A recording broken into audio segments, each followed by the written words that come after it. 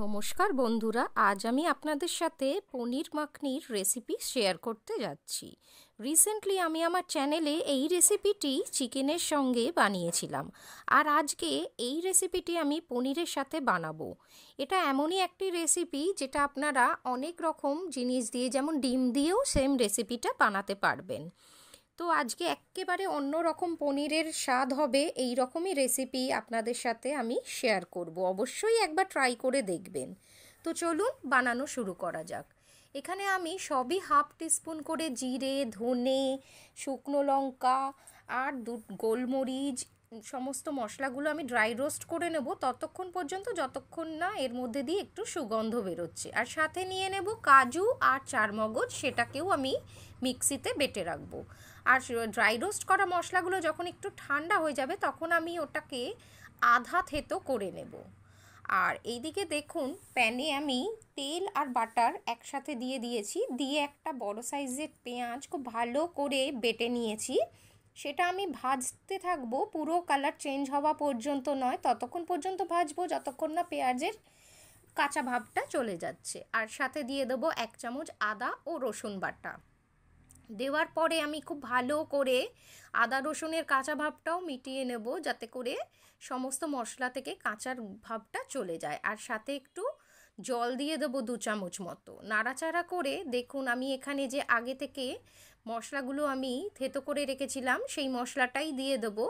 আর মিক্সির বাটিতে যে ধোয়া জলটা ছিল মশলা বাটার, সেটাই আমি দিয়ে দিয়ে পুরো রান্নাটা করব। এরপর দেখুন, আমি হাফ কাপ মতো দই খুব ভালো করে ফেটিয়ে নিয়েছি, নিয়ে এর মধ্যে আমি মিক্স করে দেব। তো সাথে আমি নুন আর চিনি স্বাদ মতো এর মধ্যে অ্যাড করে দেবো। এটাকে একটু কষতে দেব।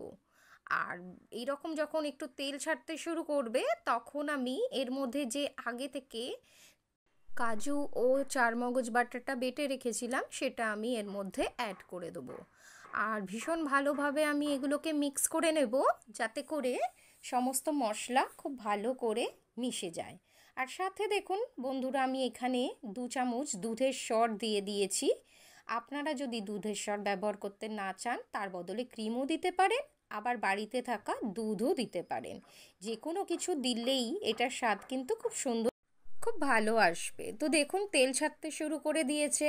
আর মিক্সিতে যে কাজু বাদাম বাটার জলটা ছিল সেটা আমি এর মধ্যে অ্যাড করে দেবো। তো অ্যাড করে ভালো করে আমি নাড়াচাড়া করে নেব। এরপর এর মধ্যে আমি সামান্য পনির, মানে কিছুটা পনির আমার ছিল, সেই পনিরগুলোকে আমি টুকরো করে কেটে নিয়েছি। আপনারা চাইলে এই পনিরগুলোকে একটু ফ্রাই করেও দিতে পারেন।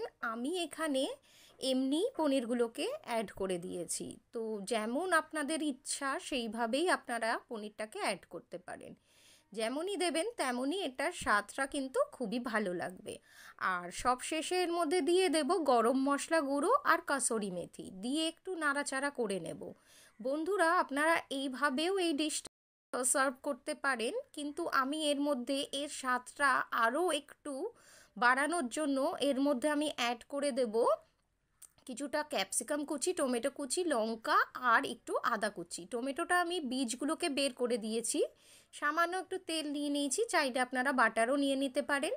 এইভাবে একটুখানি আমি নাড়াচাড়া করে নেব।